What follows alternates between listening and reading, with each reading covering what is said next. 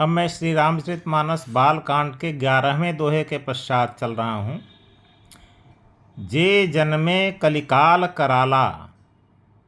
गोस्वामी जी कहते हैं, जे जन्मे कलिकाल कराला, जो कराल कलयुग में जन्म लिए हैं, कर्तव्य बायस वेश मराला, जिनका कर्तव्य, जिनका कर्म बायस माने कौवे के समान है और जिनका वेश मराल माने हंस के समान है, चलत कुपंथ, जो पूरे मार्ग पर ही चलते हैं, वेद मग छाड़े, और वेद का मार्ग छोड़ चुके हैं, कपट कलेवर, जो कपट की मूर्ति हैं, हमेशा कपट ही करते हैं, कलिमल भाड़े, जो कलयुग के पापों के, कलयुग के मल के भाण हैं, वंचक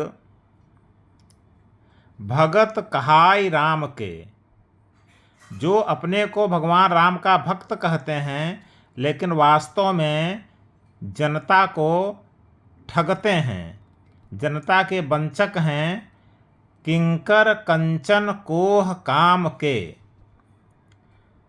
जो कंचन माने सोना, सोना माने धन, कोह माने क्रोध, जो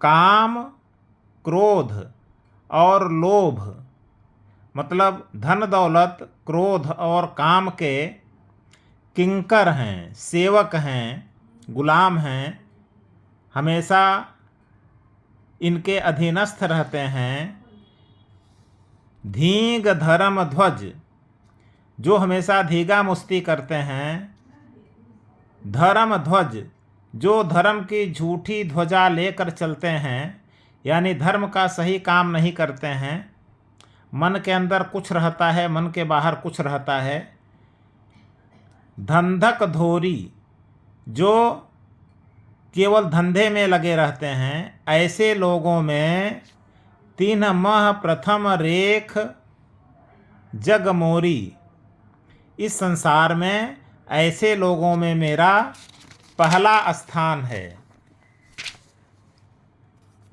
ऐसे लोगों में मेरा पहला स्थान है। आगे कहते हैं, जो अपने अवगुण सब कहूँ, अगर मैं अपना समस्त अवगुण कहने लगूँ, बाढ़ई कथा पार नहीं लहूँ, तो कथा बहुत बढ़ जाएगी, बहुत बड़ी हो जाएगी और उसका पार नहीं लगेगा। इसका मतलब गोस्वामी जी कह रहे हैं कि हमारे अंदर अवगुणों का विशाल भंडार है, इसलिए ताते मैं अति अल्प बखाने, इसलिए मैं अत्यंत अल्प, बहुत कम अवगुणों को कहा हूँ।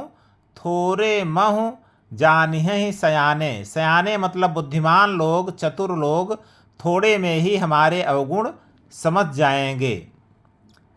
समुझ विविध विधि विनती मोरी, मेरी विनती को, मेरी प्रार्थना को समुझ विविध विविध प्रकार से समझकर, कौन कथा सुनी देइहि खोरी, कोई भी इस कथा को सुनकर, राम कथा को सुनकर मुझे दोष नहीं देगा।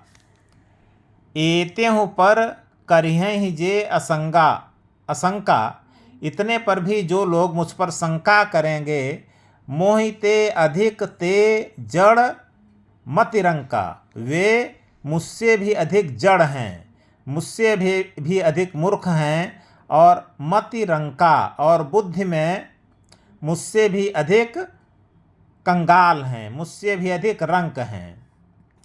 कवि न होऊं नहीं चतुर कहावूं, मैं कोई कवि नहीं हूँ, गोस्वामी जी अपने को कहते हैं, मैं कोई कवि नहीं हूँ, नहीं चतुर कहावूं, और अपने को मैं कोई चतुर या विशेषज्ञ भी नहीं कहता हूँ।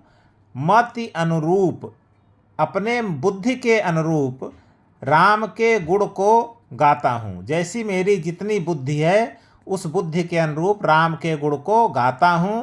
कह रघुपति के चरित अपारा, कहाँ भगवान राम का अपार चरित्र है, और कह मति मोरी निरत संसारा, और कहाँ मेरी मत, मेरी बुद्धि इस संसार में निरत है। जेहि मारुत गिरि मेरु उड़ाही। जेहि मारुत गिरि, जो हवा, जेहि मारुत जो हवा, मारुत माने हवा, गिरि मेरु उड़ाही, मेरु पर्वत के समान, मेरु के समान पर्वतों को, पहाड़ों को उड़ा देती है जो हवा। कहूँ तूल के ही लेखे माही। तूल माने रुई, तो रुई को उड़ाने में उसे क्या हो सकता है।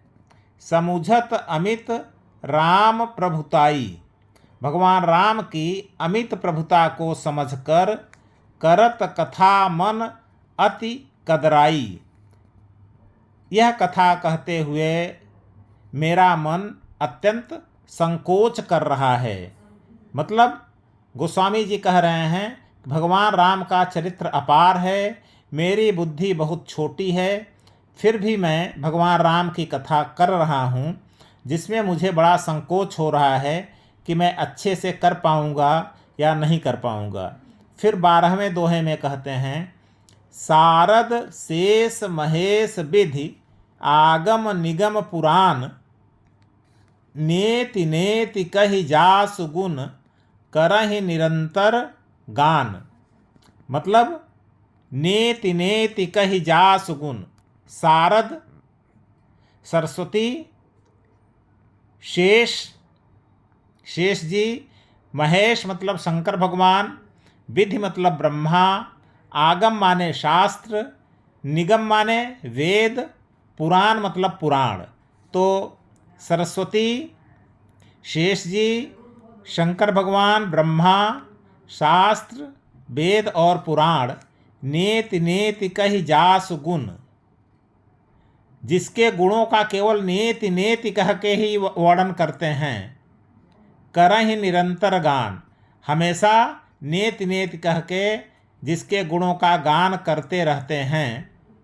इसका मतलब कि जिसके गुणों की कोई सीमा नहीं है। और सरस्वती, शेष, महेश, विधि, आगम, निगम, पुराण भी जिसके गुणों का पूर्ण वर्णन नहीं कर पाए हैं, बल्कि अंत में नेति नेति ही कहने लगे हैं कि बस जितना अभी तक कहा हूँ उसके बाद और भी अभी शेष है। न इति, यह नहीं, मतलब इसके बाद और भी गुण अभी वर्णन करना शेष है। तो जब इतने महान लोग भगवान राम के गुणों का वर्णन नहीं कर पाए तो मेरी क्या स्थिति हो सकती है।